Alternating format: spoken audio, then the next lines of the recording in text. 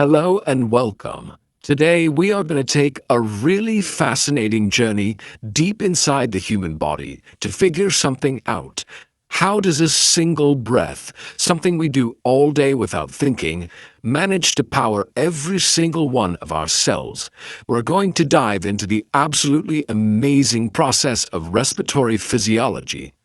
Seriously, go ahead and do it right now. Take a nice deep breath in and let it out.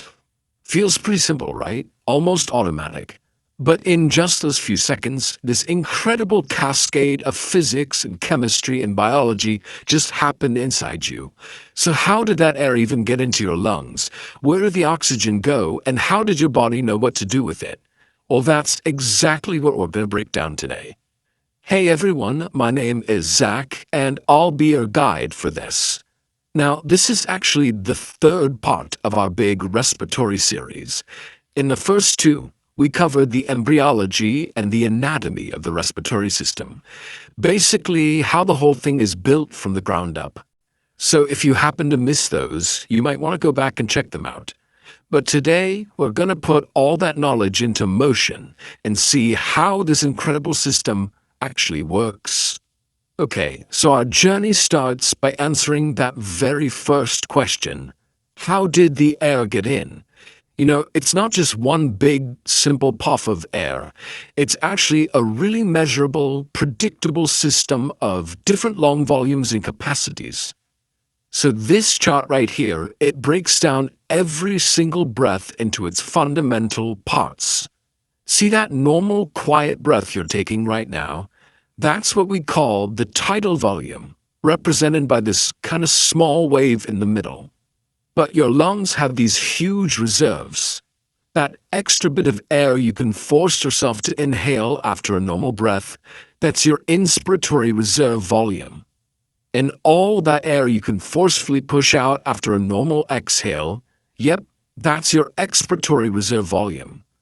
Now, when you start adding these volumes together, you get what we call capacities. And if there's one you really need to understand, it's the functional residual capacity, or FRC. This is the amount of air that's just kind of hanging out in your lungs after a normal, relaxed exhale. And this is so crucial because this is the lung's natural resting state. It's this perfect point of equilibrium where the lung's desire to collapse inward is perfectly balanced by the chest wall's desire to spring outward. It's the starting line for every single breath you take. But just measuring the air is only half the story. How do the lungs actually move it? Well, that brings us to the physics of the lungs themselves. Getting air in and out isn't just about muscle power. It's really a game of stretch and recoil. And the key concept here is something called compliance. The easiest way to think about it is to imagine a balloon. A brand new balloon, fresh out of the bag, is pretty tough to inflate, right? That's low compliance. But a balloon that you've already stretched out a few times is way easier to fill up. That's high compliance. Your lungs work in a very, very similar way. And this graph shows you exactly what I mean. The green line in the middle, that's a normal lung. Notice that nice, gentle curve. Now, look at the dotted line for emphysema. Whoa, it's way steeper. That means it takes just a tiny bit of pressure to fill the lungs with a whole lot of air. They're super compliant, almost floppy. Now contrast that with fibrosis, this really flat line down here. The lungs are super stiff, and you have to generate a huge amount of pressure just to get a little bit more volume in. So here's the bottom line, the part that really matters in the clinic. In a disease like emphysema, the lung tissue gets damaged and it loses that elastic springiness. The lungs become incredibly compliant. They're easy to fill, but they can't spring back to push the air out. So the big problem isn't getting air in, it's getting it out. Now, on the flip side, in diseases like fibrosis, the lungs get all stiff and scarred. They have very low compliance, and now the main problem is just the sheer work it takes to get the air in the first place. Okay, so we did it. We've gotten air all the way down into those tiny little air sacs, the alveoli. But having air in the lungs is totally useless unless we can get that precious oxygen into the bloodstream. And this, my friends, is the main event: gas exchange.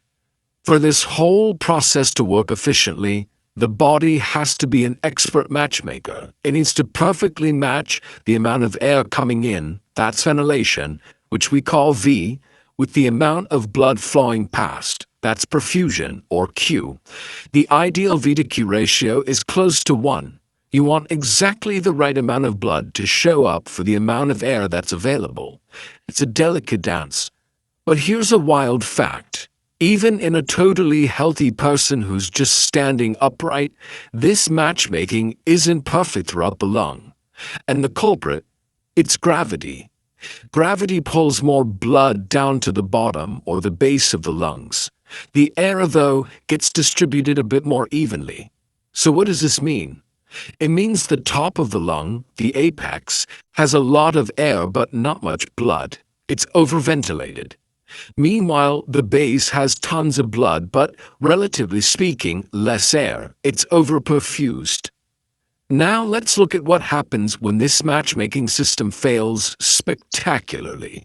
If you have an airway obstruction, say you choke on a piece of food, air can't get in. Your ventilation is basically zero. Blood is still flowing past those air sacs, but there's no oxygen for it to pick up. We call this a shunt. Now, for the other extreme, imagine a blood clot, a pulmonary embolism, completely blocks blood flow to a part of the lung. Now you have plenty of air getting in, but there's no blood for it to meet. That air is totally wasted. We call this dead space. All right, so oxygen has successfully crossed from the lungs into the blood. Mission accomplished, right? Well, not quite. Now we have maybe the most crucial step of all, delivering that oxygen to the trillions of cells all over your body that are desperate for it. And this is where our hero molecule, hemoglobin, enters the story. You see, a tiny, tiny fraction of oxygen just dissolves directly in the blood, but the vast majority, we're talking over 98%, hitches a ride. The best way to think of it is that each hemoglobin molecule in your red blood cells is like a little four-seater car, a ride-share service specifically designed to pick up oxygen passengers in the lungs and then drop them off in the tissues. Now, to really understand how hemoglobin is so ridiculously good at its job, we have to look at one of the most important graphs in all of physiology. It's called the Oxygen-hemoglobin dissociation curve. I know, it looks a little complicated, but all it's really showing us is how full of oxygen hemoglobin is, its saturation at any given level of oxygen in the blood. The absolute genius of hemoglobin is all captured in this signature S shape. At first, it just looks like a curve, but it is a masterpiece of biological engineering. Look at the flat part at the top. This represents the lungs, where there's tons of oxygen. Here, hemoglobin gets really greedy for oxygen, it has a high affinity, it loads up super easily and becomes almost 100% full. But now, look at the steep part of the curve. This is what's happening in your tissues, where oxygen levels are lower. On this steep slope, even a small drop in oxygen makes hemoglobin dramatically let go of its passengers, releasing them right where they're needed most. It's perfect. And here's where it gets even cooler. The body can actually manipulate this curve on the fly. Just think about what happens when you exercise. Your muscles get hot, they start pumping out CO2 and lactic acid, which makes your blood more acidic, lowering the pH. All of these things push the curve to the right.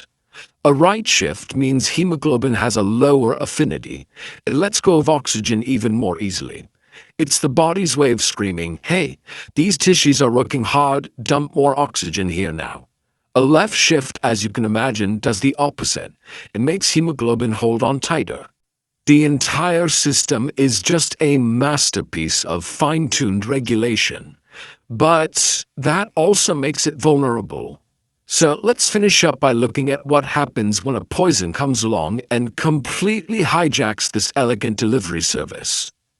On the left, there's our familiar, friendly S-shaped curve, doing its job perfectly. On the right, well, that is what happens to the curve in the presence of carbon monoxide. The change is not subtle, it's dramatic, and it's deadly. So here's the terrifying reason why. Carbon monoxide binds to the exact same seats on the hemoglobin car as oxygen does, but its grip is over 200 times stronger. It literally muscles oxygen out of the way and steals its spot. But it does something even more sinister.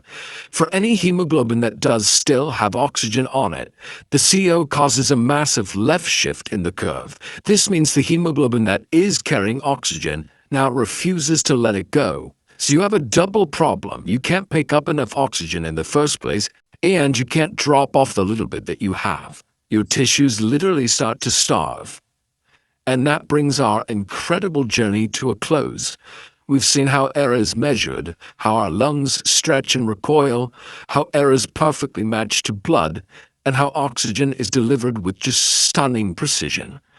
This system is amazing. It can adapt to running a marathon or climbing to the thin air of a mountain peak.